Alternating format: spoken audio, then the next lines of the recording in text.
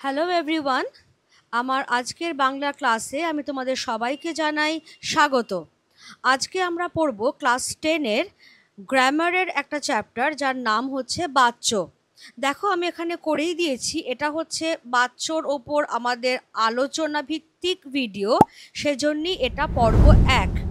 প্রথমেই আমরা যেটা দেখে নেব সেটা হচ্ছে বাচ্য কথাটির অর্থ কী। বাচ্য কথাটির আবিধানিক অর্থ হচ্ছে বক্তব্য। কিসের বক্তব্য? ক্রিয়ার বক্তব্য, অর্থাৎ বাক্যের যে সমাপিকা ক্রিয়া সেটা কার কথা বলছে। কার কথা মানে উদ্দেশ্য পদ এখানে কোনটা।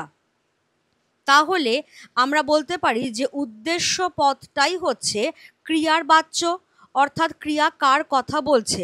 কারণ অনেক সময় হয় যে ক্রিয়া কর্তার কথা বলছে, আবার ক্রিয়া কর্মের কথাও বলতে পারে, আবার ক্রিয়ার যে অর্থ সেটাকেও সে মূল অর্থ হিসেবে গণ্য করতে পারে। আবার এমন অনেক বাক্য আমরা পাই যেখানে হয়তো কর্তা নেই, কর্মটাই সেখানে কর্তার মতো আচরণ করছে। এই যে বিভিন্ন রকম যে উদ্দেশ্য পদ, সেইটাই হচ্ছে ক্রিয়ার বাচ্য, অর্থাৎ যেটা আমি এক্ষুনি বললাম যে ক্রিয়াটি কার কথা বলছে। আমি দেখো পরপর 1 2 3 4 করে 4টে বাক্য নিয়েছি। আর দেখো প্রত্যেকটা বাক্যের কয়েকটা পদের মাথায় একটু তেরছা করে একটা সাইন দেওয়া আছে। এটাকে আমরা বলি ছেদ চিহ্ন, অর্থাৎ স্ট্রেস পড়ছে। কথা বলবার সময় আমরা কিন্তু সব শব্দের ওপর সমান জোর দিই না, আমাদের অর্থ অনুযায়ী আমরা বিশেষ বিশেষ শব্দের ওপরে জোর দিই। যেমন আমি ভাত খেয়েছি, এখানে অন্য কেউ নয়, আমি, এটার ওপর জোর পড়েছে, তাই আমিটা হয়ে গেছে বাক্যের কর্তা এবং সেটাই বাক্যের উদ্দেশ্য। তাহলে আমিটা কর্তা এবং আমিটার ওপর জোর পড়ছে, কারণ খেয়েছি এই যে ক্রিয়াপদটা এটা গঠিত হয়েছে কিন্তু আমি এই কর্তাটাকে ধরে। কেমন? এই উত্তম পুরুষের রূপ অনুযায়ী ক্রিয়াপদের রূপটা তৈরি হয়েছে। তাহলে আমিটা এখানে কর্তা, আমিটাই এখানে উদ্দেশ্য। পরের বাক্যে দেখো তো, আমার দ্বারা ভাত খাওয়া হয়েছে। তাহলে এবারে কিন্তু ক্রিয়াপদটার রূপ পাল্টে গেছে, সরাসরি আর খেয়েছি কথাটা আসেনি, খাওয়া হয়েছে। কারণ কর্তাও এখানে আর আমিটা নেই, কর্তার রূপটাও কিন্তু একটু বদলে গেছে। দেখো আমার দ্বারা হয়ে গেছে। কেমন? জোরটা পড়েছে কার ওপর? ভাত কথাটার ওপরে। অর্থাৎ আমার দ্বারা ভাত, কি খাওয়া হয়েছে? ভাত। তাহলে এই যে ভাতটা যেটা কর্মপদ সেটাই কিন্তু উদ্দেশ্য হয়ে গেছে এখানে। তাহলে এটা এখনো কর্মপদই আছে, বাক্যে কর্তাটা আছে, কিন্তু কর্তাটা এখানে ডিরেক্ট কোনো ভূমিকা পালন করছে না, কর্মটাই এখানে উদ্দেশ্য হিসেবে কাজ করছে। এবার থার্ড সেন্টেন্সে এসো, আমার ভাত খাওয়া হয়েছে। তাহলে এই যে খাওয়া কাজটা, এই যে খাওয়া ক্রিয়াটা, এটার অর্থই এখানে প্রধান। তাহলে ক্রিয়ার ভাব বা ক্রিয়ার অর্থই এখানে উদ্দেশ্য হিসেবে কাজ করছে। এবারে এসো, ঘরে ঘরে শাঁখ বাজছে। খেয়াল করো, শাঁখটা কিন্তু কর্ম। কারণ আমি যদি এরকম একটা বাক্য নিতাম যে আমি শাঁখ বাজাচ্ছি, তাহলে আমি কি বাজাচ্ছি? শাঁখ। এবার তাহলে শাঁখটা হয়ে যাচ্ছে কর্ম, আমিটা হয়ে যাচ্ছে কর্তা। এবার এমন একটা বাক্য আমি এনেছি যেখানে কর্তাটাই নেই, যেখানে কর্মটাই কর্তার মতো আচরণ করছে, শাঁখ বাজছে। এবার একটু ভেবে দেখো, শাঁখ কিন্তু কখনো নিজে নিজে বাজতে পারে না, শাঁখকে কেউ বাজাচ্ছে। অথচ এই যে কেউ বাজাচ্ছে, এই কর্তাটা বাক্যে নেই, এখানে কর্মটাই অ্যাজ ইফ কর্তা। তাহলে যেখানে কর্মটাই কর্তার মতো আচরণ করছে সেখানে সেটাই প্রধান হয়ে যাচ্ছে। ক্লিয়ার? তাহলে প্রথম বাক্যে আমরা একটা ডেফিনিট কর্তা পেয়েছিলাম এবং সেই ক্রিয়াটা কর্তাকেই অনুসরণ করেছিল, সেই জন্য এটা হয়ে যাচ্ছে কর্তৃবাচ্য। এবার পরের বাক্যে এই যে ক্রিয়াটা, এই ক্রিয়াটা কিন্তু এই যে আমার দ্বারা হয়েছে বলি খাওয়া হয়েছে কথাটা এলো, কারণ এখানে আমার মূল কথাটা হচ্ছে ভাত, এই কর্মটা, তাহলে এটা কর্মবাচ্য। এবার 3 নম্বর, খাওয়া ক্রিয়াটার ওপর জোর পড়েছে, তাহলে খাওয়া ক্রিয়ার অর্থ প্রধান, ক্রিয়ার ভাবটা প্রধান, তাই এটা ভাববাচ্য। আর 4 নম্বর বাক্যে যেটা হয়েছে, কর্মপদ শাঁখ এটাই কর্তার মতো বিহেভ করছে, তাই এটাকে আমরা বলবো কর্মকর্তৃবাচ্য। কেমন? এবারে তাহলে এসো বাচ্যের ডেফিনেশনে। কি বলা হচ্ছে? ক্রিয়ার যে প্রকাশ ভঙ্গি, অর্থাৎ ক্রিয়ার যে চেহারাটা, তার ওপর নির্ভর করে কোন বাক্যে কর্তা, কর্ম বা ক্রিয়ার প্রাধান্য সূচিত হয় তাকে বলে বাচ্য। অর্থাৎ ক্রিয়ার প্রকাশভঙ্গি দেখে আমি যখন বুঝতে পারছি যে এই বাক্যে কর্তার প্রাধান্য, তার মানে কর্তৃবাচ্য, এই বাক্যে কর্মের প্রাধান্য, তার মানে কর্মবাচ্য, এইভাবে। অর্থাৎ বাচ্য তাহলে ক্রিয়ার, সমাপিকা ক্রিয়ার প্রকাশ ভঙ্গি। কেমন?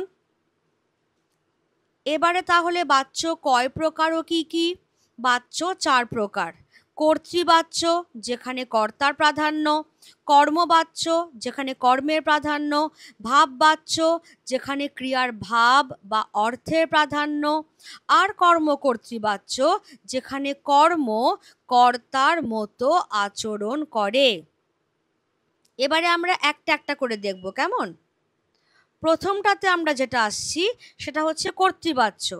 নামটা থেকেই পরিষ্কার যে এই বাচ্যে কর্তাই প্রধান, ক্রিয়া মানে সমাপিকা ক্রিয়া তাহলে কর্তাকে অনুসরণ করবে।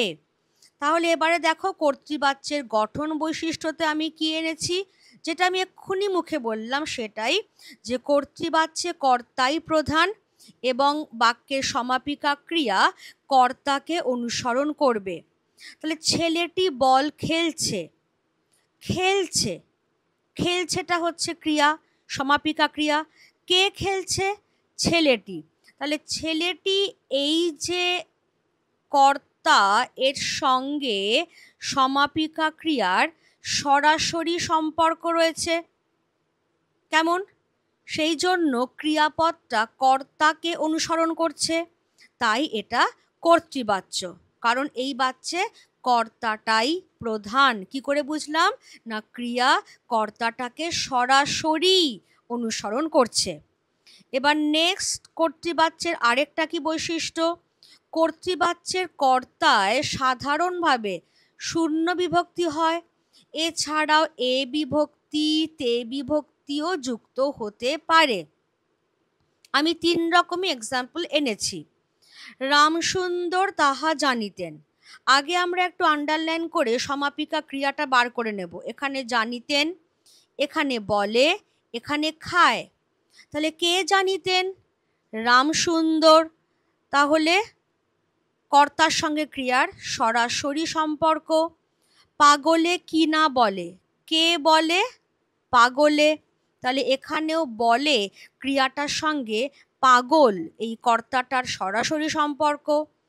গরুতে ঘাস খায়, কে ঘাস খায়?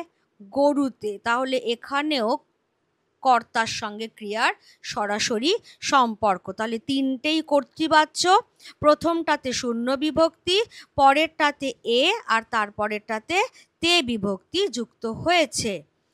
এবারে আমরা দেখব যে কর্তৃবাচ্যের যে কর্মটা রয়েছে, সবসময় যে কর্ম থাকবেই এমনটা নয়, কিন্তু যে কর্মটা থাকবে সেখানে সাধারণভাবে কে বা শূন্য বিভক্তি যুক্ত হয়ে থাকবে। যেমন দেখো, আমি বলেই দিচ্ছি, শিক্ষক ছাত্রটিকে ডাকলেন, সমাপিকা ক্রিয়া ডাকলেন, তার সঙ্গে সরাসরি সম্পর্ক শিক্ষকের, তাহলে শিক্ষকটা এখানে কর্তা। তিনি কাকে ডাকলেন? ছাত্রটিকে। তাহলে ছাত্রটিকে কর্ম, বিভক্তি কে, রাইট? পরেরটা দেখো, পাখিতে ফল খায়। খায়টা হচ্ছে সমাপিকা ক্রিয়া। কে খায়? পাখিতে। তাহলে পাখিটা হচ্ছে কর্তা, যার সঙ্গে এই সমাপিকা ক্রিয়াটার সরাসরি সম্পর্ক আছে। এবার পাখিতে কি খায়? ফল। তাহলে ফলটা হয়ে যাচ্ছে কর্ম, শূন্য বিভক্তি যুক্ত কর্ম।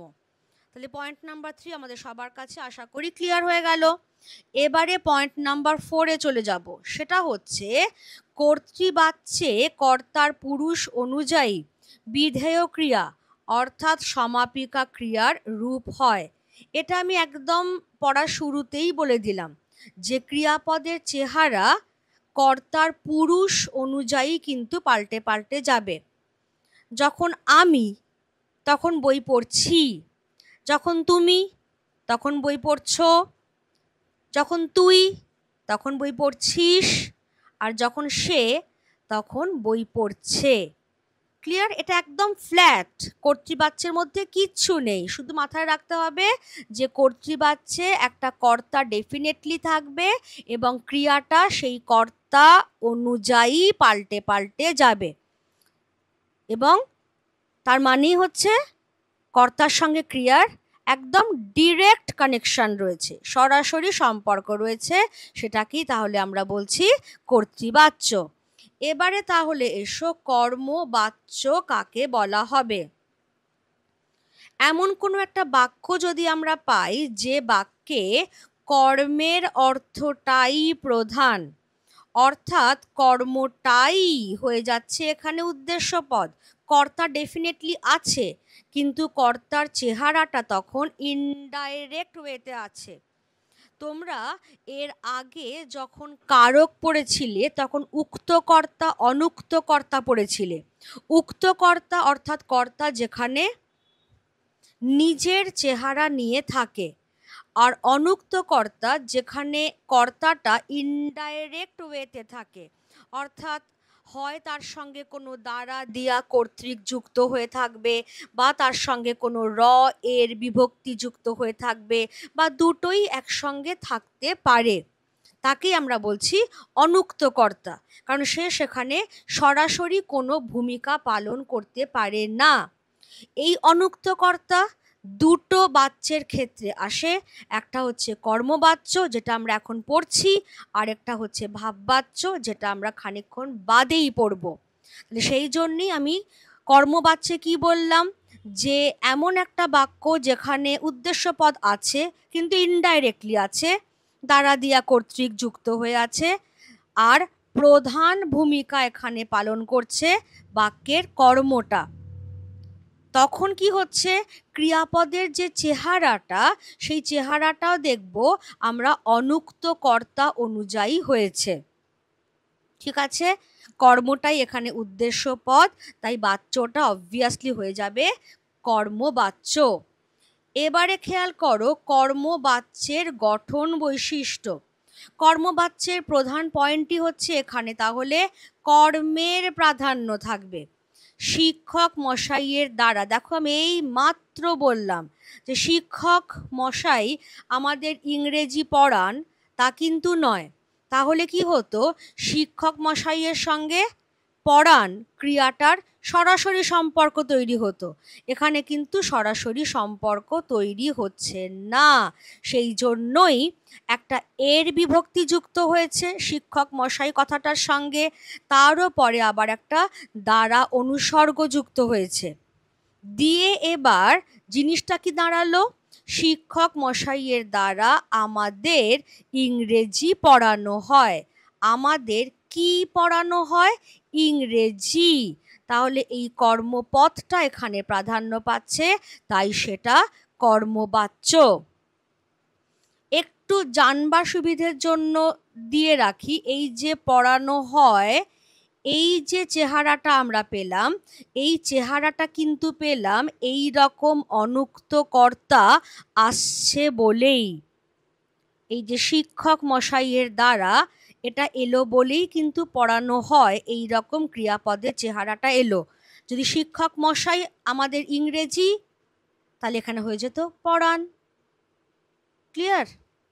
এবারে তাহলে এসো কর্মবাচ্যের দ্বিতীয় বৈশিষ্ট্য। কর্তৃবাচ্যের কর্ম কর্মবাচ্যের কর্তা হয়ে যায় ডেফিনেটলি, আর ক্রিয়া সেই কর্তাকে, কোন কর্তাকে? যেটা কর্মবাচ্যের কর্তা, মানে অ্যাকচুয়ালি যেটা কর্তৃবাচ্যের কর্ম, কর্মবাচ্যের সেটাই কর্তা, এবং কর্মবাচ্যের ক্রিয়া তখন সেই নতুন কর্তাকে অনুসরণ করে করে চলবে। হলো? আমি সেজন্য একটা সেন্টেন্স কর্তৃবাচ্যে নিয়েছি এবং সেটাকে আমি কনভার্ট করেছি কর্মবাচ্যে। পুলিশ চোর ধরেছে। খেয়াল করো, সমাপিকা ক্রিয়া ধরেছে। কে ধরেছে? পুলিশ। তাহলে পুলিশ হচ্ছে কর্তা, তাহলে কর্তার সঙ্গে ক্রিয়ার সরাসরি সম্পর্ক, তাই এটা কর্তৃবাচ্য। এবার পুলিশ কাকে ধরেছে? না চোরকে ধরেছে, তাই চোর হয়ে যাচ্ছে কর্ম। এবার যেই আমি এটার কর্মবাচ্য করলাম, তখন প্রথমেই যেটা আমি করলাম, এই পুলিশ এটারই চেহারাটা আমি পাল্টে দিলাম। পুলিশের হাতে চোর ধরা পড়েছে। তাহলে এবার এই যে সমাপিকা ক্রিয়া, এর সঙ্গে সম্পর্ক তৈরি হয়ে যাচ্ছে চোর কথাটার। তাহলে যে চোর পদটা আদতে কর্ম, সেই পদটাই এবার এখানে কর্তা হয়ে যাচ্ছে, কারণ ধরা পড়েছে এই ক্রিয়াটার সঙ্গে সম্পর্ক তৈরি হয়ে যাচ্ছে চোরের। চোরটা আসলে কর্ম, এখানেই সেটা কর্তা হয়ে যাচ্ছে। এবার চোরের প্রাধান্য, তাই কর্মের প্রাধান্য, তাই কর্মবাচ্য হয়ে গেল। এবারে তাহলে ৩ নম্বর, কর্মবাচ্যে দ্বারা, দিয়া, কর্তৃক প্রভৃতি অনুসর্গ যোগে কিংবা এর বিভক্তি যোগে অনুক্ত কর্তা হয়, যেটা আমি এক্ষুনি বললাম। কখনো কখনো কর্তা উহ্যও থাকতে পারে। কর্মপদটিতে অ্যাকচুয়ালি যে কর্মপদ, যেটা কর্মবাচ্যের কর্তা, তাতে শূন্য বিভক্তিও যুক্ত হতে পারে, কখনো কখনো কে বিভক্তিও যুক্ত হতে পারে। যেমন ধরো, রবীন্দ্রনাথের দ্বারা গীতাঞ্জলি রচিত হয়। যদি এবার এটা স্ট্রেট ফরওয়ার্ড একটা বাক্য, কর্তৃবাচ্যের বাক্য যদি হতো, আমরা কি বলতাম? রবীন্দ্রনাথ গীতাঞ্জলি রচনা করেন। বললাম না সেটা? আমরা কি করলাম? গীতাঞ্জলিটা কর্মপদ, সেটাকেই বাক্যের কর্তা হিসেবে আমরা আনলাম। আর সেইটা করতে গিয়ে অ্যাকচুয়ালি যে কর্তাটা ছিল রবীন্দ্রনাথ, তার সঙ্গে একটা এর বিভক্তি প্লাস একটা দ্বারা অনুসর্গ যোগ করে দিলাম, তাহলেই সেটা কর্মবাচ্য হয়ে গেল। কারণ খেয়াল রাখতে হবে যে কর্মবাচ্যে সাধারণত দ্বারা, দিয়া, কর্তৃক এগুলো যুক্ত হয়। কখনো শুধু এগুলো যুক্ত হয়, কখনো আবার কর্তার সঙ্গে একটা এর বিভক্তি যোগ করে তারপরে দ্বারা, দিয়া, কর্তৃক যুক্ত হতে পারে। তাহলে প্রথমটা আমাদের হয়ে গেল। সেন্টেন্সটা আদতে কি ছিল? রবীন্দ্রনাথ গীতাঞ্জলি রচনা করেন, এটাই কর্মবাচ্য হয়ে গেল। রবীন্দ্রনাথের দ্বারা গীতাঞ্জলি রচিত হয়, মেন জোরটা পড়ছে তাহলে গীতাঞ্জলি এই কর্মপদটার ওপর। পরেরটা দেখো, রামচন্দ্র কর্তৃক রাবণ নিহত হয়েছিলেন। তাহলে রামচন্দ্র রাবণকে হত্যা করেছিলেন বা রামচন্দ্র রাবণকে নিহত করেছিলেন, আমি এটা বললাম না কিন্তু। তাহলে সরাসরি সেখানে ক্রিয়ার সঙ্গে কর্তার সম্পর্ক তৈরি হয়ে যেত। আমি এখানে একটা কর্তৃক নিয়ে এলাম। তাহলে এইখানটাতে আবার আদতে যে কর্তা, তার সঙ্গে আমি কিন্তু কোনো এর বিভক্তি যুক্ত করিনি। তাহলে এইখানে কর্তাটা শূন্য বিভক্তি যুক্ত। পাশে একটা কর্তৃক এক্সট্রা জুড়ে গেছে, কারণ কর্মবাচ্যের শর্তটাই তাই যে দ্বারা দিয়া কর্তৃক তুমি আনছো। তাহলে এবার কি হলো, আদতে যদি সেন্টেন্সটা এরকম থাকে যে রামচন্দ্র রাবণকে নিহত করেছিলেন, এবার সেটাই ঘুরে গেল রামচন্দ্র কর্তৃক রাবণ নিহত হয়েছিলেন। ঠিক আছে, তাহলে যেটাই হয়ে যাচ্ছে কাকে, সেটাই এখানে হয়ে যাচ্ছে কে। তাহলে কর্তৃবাচ্যের কর্ম, কর্মবাচ্যের কর্তা, এবং ক্রিয়াটা তখন তাকে ফলো করতে করতে চলেছে। আর আদতে যে কর্তা সেগুলো সবকটাই এখানে অনুক্ত কর্তা হয়ে যাচ্ছে, অর্থাৎ তাদের আসল চেহারা নিয়ে তারা থাকছে না। তারা কখনো শূন্য বিভক্তি পাশে দ্বারা দিয়া কর্তৃক, কখনো এর বিভক্তি যোগ হয়ে দ্বারা দিয়া কর্তৃক সমেত আসছে, তাই এদেরকেই আমরা বলছি অনুক্ত কর্তা। নেক্সট এবার আমরা দেখছি যে কর্তার অনুল্লেখ, অর্থাৎ কর্তৃবাচ্যের কর্ম, যেটাকে আমরা কর্মবাচ্যের কর্তা বলছি, সেটা অনেক সময় উহ্য থাকতে পারে। ফাঁকি দিয়া প্রবিষ্ট হইয়াছে, তাহলে এই যে প্রবিষ্ট হইয়াছে, আমি কিন্তু বললাম না যে ফাঁকি দিয়া প্রবেশ করিয়াছে। তাহলে সরাসরি ধরো আমি বলতাম যে রমেন ফাঁকি দিয়ে প্রবেশ করেছে, তাহলে রমেনের সঙ্গে সরাসরি সম্পর্ক হতো, বললাম না কিন্তু। বরং আমি যদি বলি যে রমেনের দ্বারা ফাঁকি দিয়া প্রবিষ্ট হইয়াছে, তাহলে এই কর্তাটার অনুল্লেখ এখানে থাকলো। পরেরটা দেখে নাও, পাখিটাকে আর দেখা গেল না।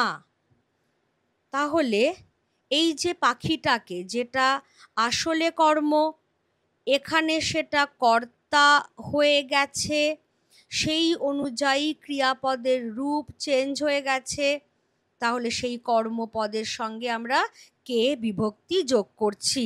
তাহলে কখনো কর্মপদে শূন্য বিভক্তি, এই যে দেখো গীতাঞ্জলি, রাবণ, এগুলোতে শূন্য বিভক্তি যুক্ত হয়, কখনো বা কে বিভক্তিও যুক্ত হতে পারে। এবার তোমাদের জন্য আমি যেটা টিপস হিসেবে দিয়েছি, যে কর্তৃবাচ্য থেকে কর্মবাচ্যে যখন কনভার্সন করতে হবে, যখন বাচ্যান্তরীকরণ করতে হবে, বাচ্য পরিবর্তন, তখন তুমি কিভাবে করবে? প্রথমেই তুমি কর্তাটার সঙ্গে বুঝে নেবে, সেটা তুমি বুঝতেই পারবে। এর যোগ করতে হবে, কারণ দ্বারা দিয়া এগুলো আনতে গেলে মূল কর্তার সঙ্গে তোমাকে একটা বা এর যোগ করতে হয়। কেমন? তাহলে এই দ্বারা দিয়া কর্তৃকে ব্যবহার করবে, যেখানে সম্ভব সেখানে পদান্তর করবে, আর যেখানে সম্ভব নয় সেখানে মূল যে সমাপিকা ক্রিয়াটা আছে তার ধাতুটাকে ধরে একটা ক্রিয়াবাচক বিশেষ্য গঠন করে নেবে। আমি দুটো টাইপেরই দেখিয়ে দিয়েছি। শিক্ষক ছাত্রকে পুরস্কার দিলেন, কে দিলেন? শিক্ষক। তাহলে শিক্ষকের সঙ্গে দিলেন কথাটার সরাসরি সম্পর্ক, তাই এটা কর্তৃবাচ্য। এবার এটাকে যখন আমি কর্মবাচ্য করব, তখন শিক্ষক এই রূপটা থাকবেই না, শিক্ষকের দ্বারা ছাত্রটি। এবার পুরস্কারের পদ পরিবর্তন করা সম্ভব, তাই পুরস্কৃত। তাহলে শিক্ষকের দ্বারা ছাত্রটি পুরস্কৃত হলো। ঠিক আছে, তাহলে কে পুরস্কৃত হলো? ছাত্রটি। এর ওপর তাহলে জোর পড়ছে, তাই কর্মবাচ্য। এবার আরেকটা টাইপ দেখে নাও, আমি বইটি পড়েছি। পড়েছি সমাপিকা ক্রিয়া, কে পড়েছে? আমি। তাহলে সরাসরি সম্পর্ক কর্তার সঙ্গে, তাই কর্তৃবাচ্য। এবার এটাকে যখন আমি কর্মবাচ্য করছি, তাহলে পড়েছিটা তো কোনো পদান্তর করা সম্ভব নয়। তাহলে মূল ধাতু পরের সঙ্গে যোগ করে আমি একটা ক্রিয়াবাচক বিশেষ্য আনলাম, পড়েছি মানে পড়া হয়েছে। তাহলে এবার অটোমেটিক্যালি চেঞ্জটা হয়ে যাবে, আমি অর্থাৎ কি না আমার দ্বারা বইটি পড়া হয়েছে। এখানেও কি পড়া হয়েছে? সেটাই মেন, তাই জন্যই এটা কর্মবাচ্য। তাহলে কোথাও আমি পদান্তর করে আনতে পারি, কোথাও আমি একটা ক্রিয়াবাচক বিশেষ্য তৈরি করে আনতে পারি। খেয়াল রাখতে হবে আমাকে একটা দ্বারা দিয়া কর্তৃক ব্যবহার করতে হবে। আধুনিক বাংলা রীতি বলছে যে দ্বারা দিয়া কর্তৃক তুমি নাও ব্যবহার করতে পারো। ধরে নাও আমি বইটি পড়েছি, কেউ এটা বলতে পারো যে আমার দ্বারা বইটি পড়া হয়েছে, তার বোঝবার সুবিধের জন্য সে দ্বারা আনলো, যে হ্যাঁ আমি একদম শিওর শট কর্মবাচ্য আনতে পেরেছি, দ্বারা যোগ করে ফেলেছি। আবার কেউ হয়তো ভাবলো যে দ্বারা ব্যবহার করাটা যখন এখানে কোনো বাধ্যবাধকতা নেই, তাহলে আমি দ্বারা কথাটা ব্যবহার করব না, আমার বইটি পড়া হয়েছে, এটাও কিন্তু কারেক্ট আনসার হবে। পরবর্তীকালে আমরা দেখব যে এই যে আমার বইটি পড়া হয়েছে, এই ঠিক সেম চেহারাটা ভাববাচ্যের ক্ষেত্রে, তখন ব্যাপারটা একটু কনফিউজিং হয়ে যেতে পারে। কারণ তাহলে কোনটার ওপরে জোর পড়ছে, আমার বইটি পড়া হয়েছে নাকি আমার বইটি পড়া হয়েছে?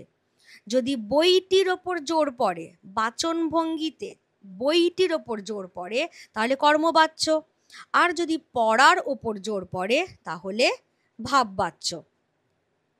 একটু ভেবে দেখো যে আমি যখন বলতে পারছি না, খাতায় লিখছি, একই বাক্য লিখলাম যে আমার বইটি পড়া হয়েছে, আমার বইটি পড়া হয়েছে, তুমি শুধু সেই প্রকাশটা দেখে কিন্তু চট করে বলতে পারবে না যে বক্তা বই কথাটার ওপর জোর দিতে চেয়েছেন নাকি পড়া কথাটার ওপর।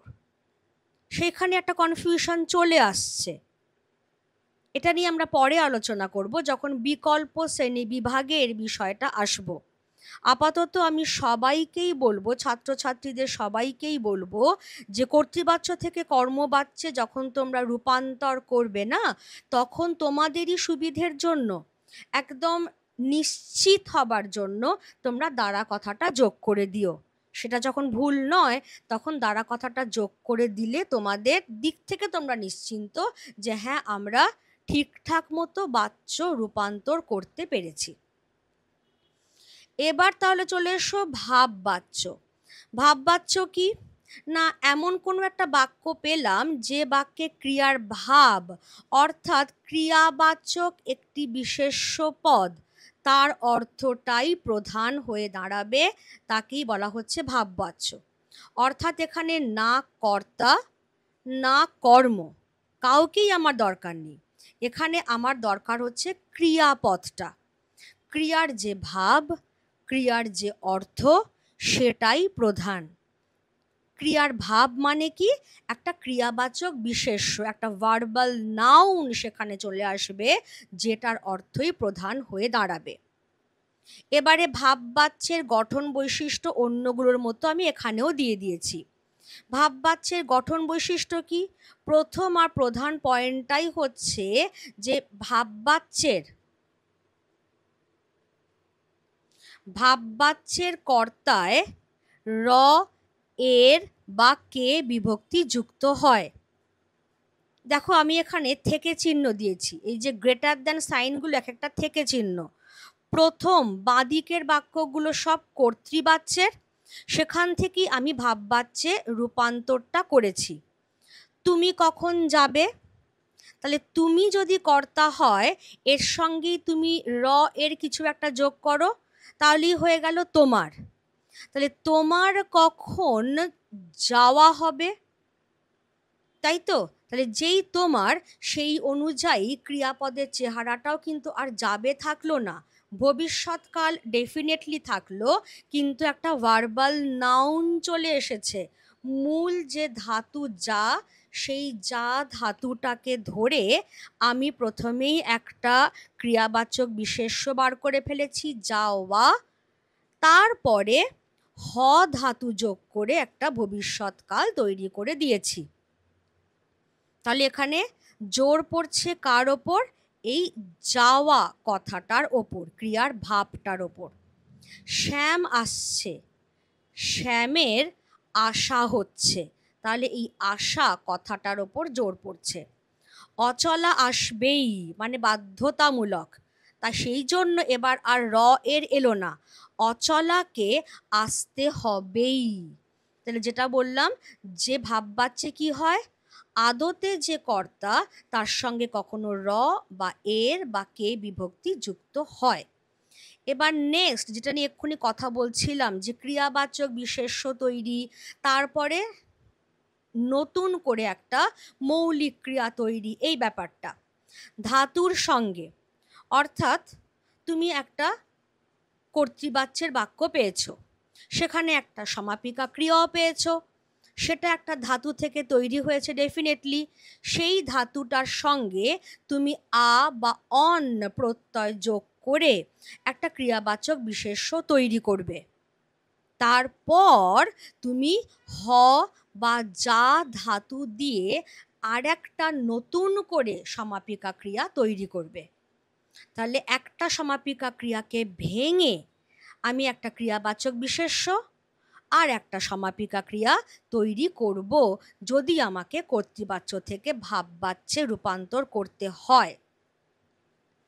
তোমার ভোজন হলো, ভোজন, খেয়াল করো ভুজ ধাতুটার সঙ্গে অন প্রত্যয় যোগ করেই আমি এই ক্রিয়াবাচক বিশেষ্যটা পেয়েছি।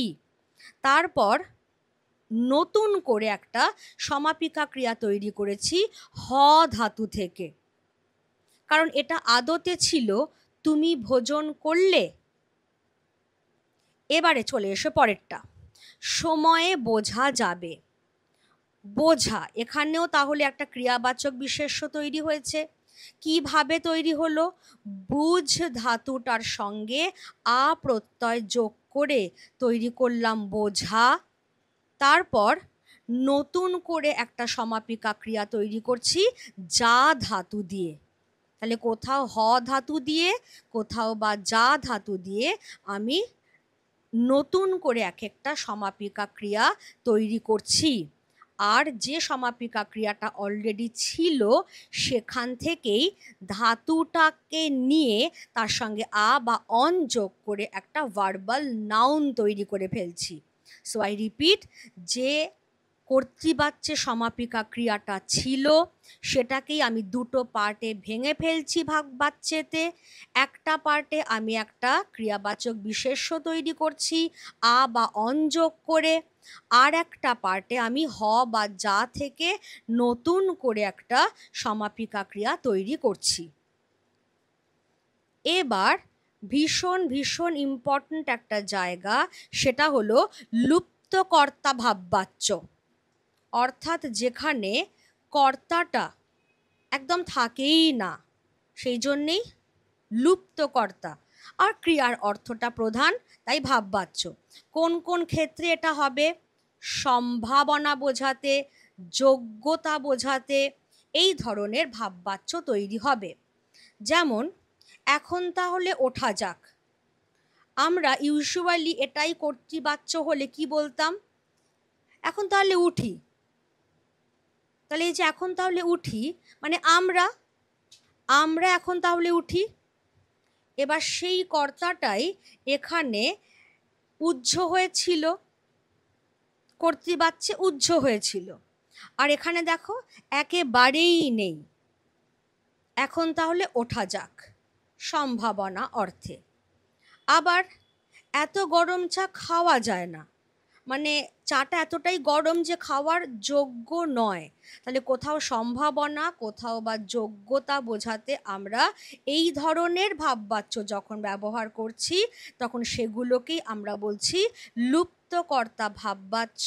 অর্থাৎ দুটো ক্ষেত্রেই কর্তার উল্লেখটা নেই কিন্তু, ঠিক আছে। এবারে তাহলে চলে এসো কর্মকর্তৃবাচ্য। কর্মকর্তৃবাচ্যটা কি, একদম শুরুতে যেটা পড়েছিলাম, যে বাচ্যে কর্তার উল্লেখ থাকে না। তাহলে এতক্ষণ কর্মবাচ্য হোক ভাববাচ্য হোক কর্তাটা তবু ছিল, কখনো ডিরেক্টলি ছিল, কর্তৃবাচ্যে ডিরেক্টলি থাকছে, কর্ম বাচ্চে, ভাব বাচ্চে, সেটা ইনডাইরেক্টলি থাকছে, কখনো বা উহ্য থাকছে, কিন্তু থাকছে। কিন্তু কর্মকর্ত্রী বাচ্চে কর্তাটাই থাকছে না, কর্মটাই সেখানে কর্তার জায়গায় জাঁকিয়ে বসছে, কর্মটাই সেখানে কর্তার মতোই আচরণ করছে।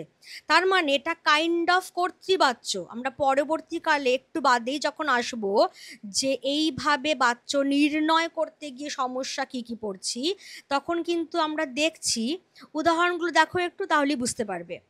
ঘুড়ি উড়ছে, তাহলে কে উড়ছে? যদি সমাপিকা ক্রিয়া উড়ছে হয়, তাহলে কে উড়ছে, কে দিয়ে কোয়েশ্চেন করলে কিন্তু আমি ঘুড়ি পেয়ে যাচ্ছি। তাহলে কেন এটাকে আমি কর্তৃবাচ্য বলবো না? বলবো না এই কারণেই, কারণ ঘুড়ি নিজে নিজে উঠতে পারে না, কেউ তাকে ওড়াচ্ছে। তার মানে ঘুড়িটা আসলে কর্ম, এখানে সে কর্তার মতো, ডিটো কর্তার মতো আচরণ করছে, তাই ক্রিয়াপদটাও তাকে ফলো করছে। হলো? তাহলে যে বাচ্চে কর্ম ডিটো কর্তার মতো আচরণ করে তাকেই আমরা বলি কর্মকর্তৃবাচ্য। নৌকা ঘাটে ভিড়ল, নৌকা আপনা আপনি তো ঘাটে এসে ঠিকঠাক মতো ভিড়তে পারবে না, তার মানে কেউ নৌকাটাকে ঘাটে ভেড়ালো। তাহলে এখানেও নৌকা এই কর্মটা একদম পুরোপুরি অবিকল কর্তার মতো আচরণ করছে, তাই তাকে বলছি কর্মকর্তৃবাচ্য।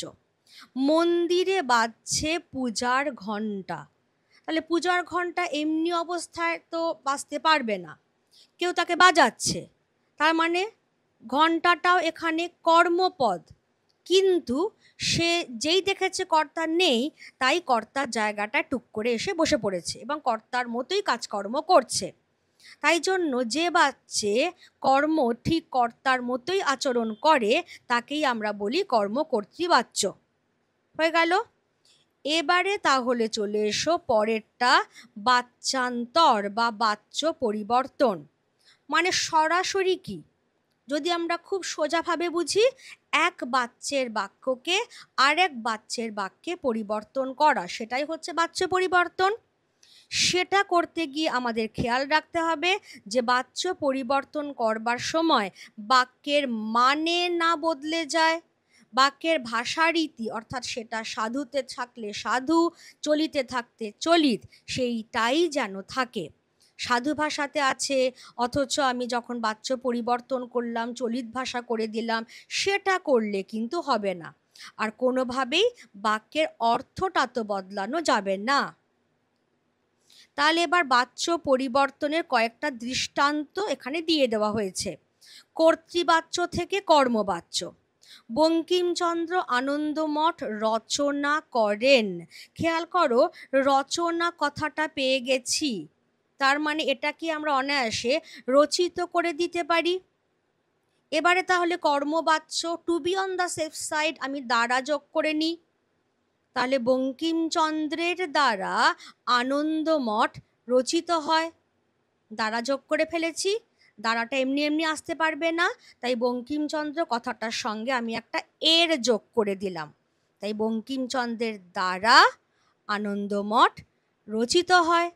হয়ে গেল কর্মবাচ্য। কতটা জল খেয়েছো, এখানে সরাসরি কেউ করতে পারে, যেহেতু কর্তা এখানে অনুপস্থিত। কতটা জল খেয়েছো মানে তুমি, তুমিটা উহ্য আছে, তাহলে আমি উহ্যটাকে ধরলামই না, আমি খুব শিখে টিখে গেছি, আমি একদম কনফিডেন্ট, আমি কতটা জল খেয়েছো সরাসরি করে দিলাম কতটা জল খাওয়া হয়েছে। এবারে আমি ভাবলাম যে না, আমি একদম কর্মবাচ্যের ফরম্যাটটাকেই মেনটেন করে করব, তাহলে আমি একদম নিশ্চিন্ত হব যে ঠিকমতো আমি রূপান্তরটা করতে পেরেছি। তাহলে কর্তৃপদে যদি তুমি কথাটা উহ্য হয়ে থাকে, তাহলে কর্মবাচ্যে তোমার দ্বারা এই অংশটাকেও আমি উহ্য রাখছি, ব্র্যাকেটে রাখা মানেই উহ্য রাখা। তাহলে তুমি কতটা জল খেয়েছো, তোমার দ্বারা কতটা জল খাওয়া হয়েছে। আমিও নিশ্চিন্ত হলাম যে হ্যাঁ, তোমার দ্বারা এনে ফেলেছি, তাহলে এটা একদম পিওর কর্মবাচ্যের বাক্য হলো। ডাউট থাকলে আমাকে কিন্তু অতি অবশ্যই কমেন্টে জানাবে। হ্যাঁ, তাহলে আমি একটু এগোচ্ছি। এবারে ঠিক বিপরীতটা, অর্থাৎ কর্মবাচ্য থেকে কর্তৃবাচ্য। নেতাজি কর্তৃক আজাদ হিন্দ ফৌজ গঠিত হয়। কর্তৃকটা উঠিয়ে দাও না। নেতাজি আজাদ হিন্দ ফৌজ গঠন করেন, কারণ গঠিত পেয়ে গেছো মানেই তার পদান্তর হয়ে যাচ্ছে আবার গঠন, আর ওদিকে কর্তৃক উঠিয়ে দিয়েছি মানেই সরাসরি সম্পর্ক। আমার দ্বারা কাজটা করা হয়েছে, আমি বেঁকিয়ে চুরিয়ে বললাম। সোজাসুজি বললে কি হতো, আমি কাজটা করেছি। এখানেও ঠিক তাই, নেতাজি কর্তৃক আজাদ হিন্দ ফৌজ গঠিত হয় মানেই হচ্ছে নেতাজি আজাদ হিন্দ ফৌজ গঠন করেন। আবার দেখো, এক কাজ করা যেতে পারে, ধরো ব্র্যাকেটে রয়েছে আমাদের দ্বারা, আমিও সেইভাবেই ব্র্যাকেটে রাখলাম, আমি এক কাজ করতে পারি। ঠিক আছে, পুলিশের হাতে চোর ধরা পড়েছে। পুলিশের এরটাকে বাদ দিয়ে দাও, পুলিশ, যেই পুলিশ আসবে পুলিশ চোর ধরেছে, একদম সরাসরি সম্পর্ক তৈরি হচ্ছে ক্রিয়ার সঙ্গে কর্তার, তাহলেই কর্তৃবাচ্য হয়ে গেল।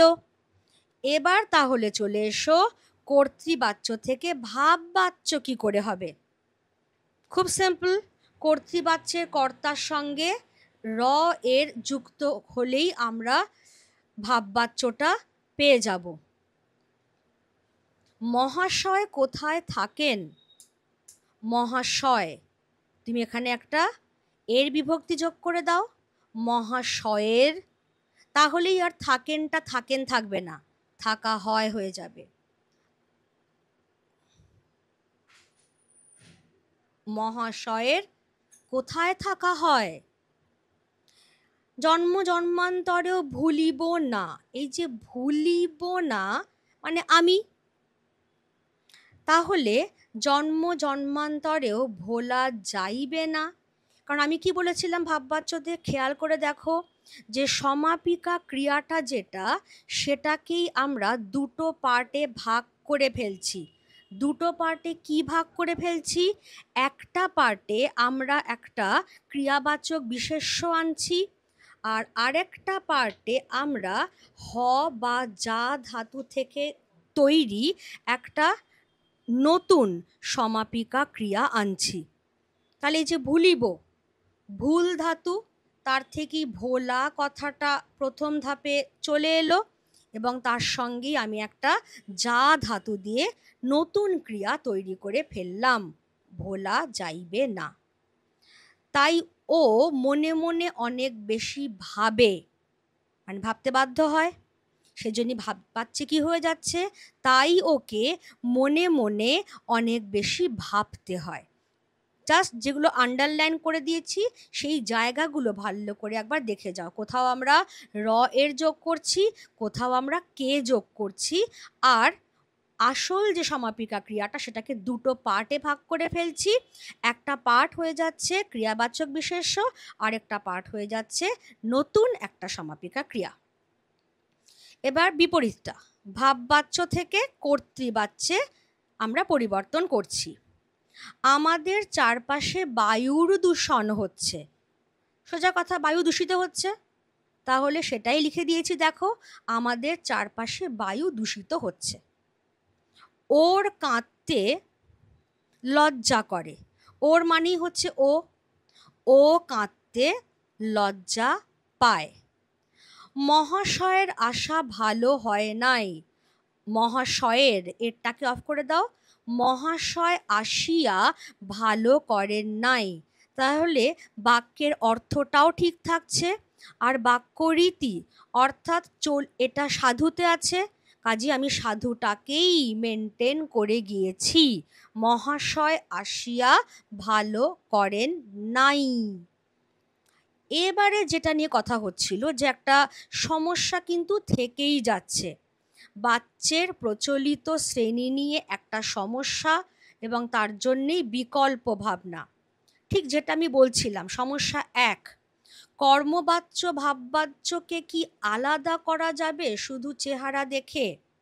কারণ সে আমাকে মেরেছে, এটা বোঝাই যাচ্ছে কর্তৃবাচ্য, কারণ সের সঙ্গে এই যে মেরেছে কথাটার সরাসরি সম্পর্ক, তাই কর্তৃবাচ্য। এবার যদি আমি এটাকে কর্মবাচ্য করি, খাঁটি সংস্কৃত রীতি অনুযায়ী দ্বারা কথাটা আনলাম, আর খাঁটি বাংলা রীতি অনুযায়ী আমি কিন্তু দ্বারা কথাটা আনলাম না। তাহলে তার আমাকে মারা হয়েছে, এই চেহারাটা কিন্তু ভাববাচ্যেরও হতে পারে। যেমন ঠিক পরের এক্সাম্পলটা, আমি ভাত খেয়েছি, আমার ভাত খাওয়া হয়েছে। এখানেই তুমি যদি বলো যে এটা কর্মবাচ্য, খাতায় লিখলে, কারণ আমি যেটা বললাম যে বলাতে না হয় বোঝা যায় যে কোন পদের ওপরে জোর দিচ্ছি, ভাতটার ওপর না খাওয়াটার ওপর, সেটা বলাতে বোঝা যায়। কিন্তু যখন খাতায় লিখছি, চেহারা দেখে তো বুঝতে পারছি না। কারণ আমার ভাত খাওয়া হয়েছে এটা যেরকম অরিজিনালি ভাববাচ্য, তেমনি আবার খাঁটি বাংলা রীতি অনুযায়ী এটা কর্মবাচ্য। দেখো আমি বলেও দিয়েছি, দুটিরই গঠন এক, অথচ একটি কর্মবাচ্য অপরটি ভাববাচ্য। শুধু গঠন দেখে বোঝা যায় না যে কোনটি কর্মবাচ্যের আর কোনটি ভাববাচ্যের বাক্য।